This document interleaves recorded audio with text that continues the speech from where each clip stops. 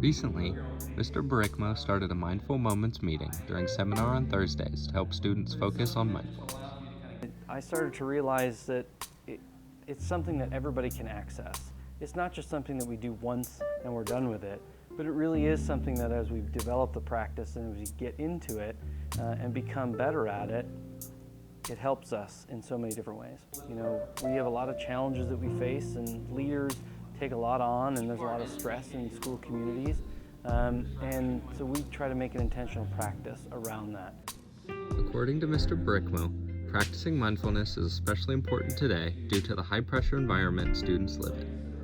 There's so many more demands on our attention, and it might be homework, it might be activities, but even the technology that we live with, we are just so bombarded every single moment of every single day, notification after notification after notification, that our brain doesn't have the ability to pause and reset itself. And the pressure cooker environment of being a teenager today or a young person today is beyond which I could ever remember.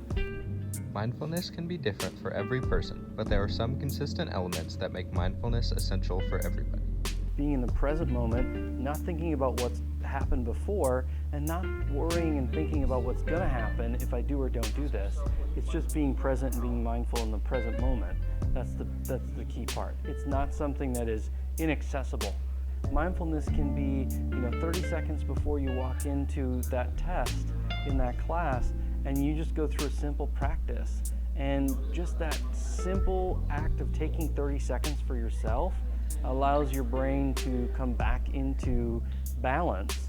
Mindful Moments was started as a stepping stone for students to begin practicing mindfulness every day on their own.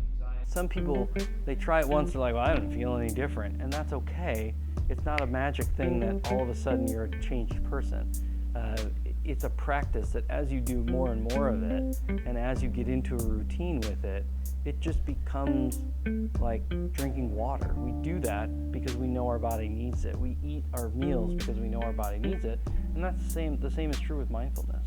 Although mindfulness practice is more accessible now than ever, it is still on the individual to make time for themselves. It used to be you had to go to somebody to get that information, and you had to make time to develop that relationship, but you don't. Everything is really at your fingertips now, and it's just a matter of you taking that time and scheduling that time and doing it that'll help you out.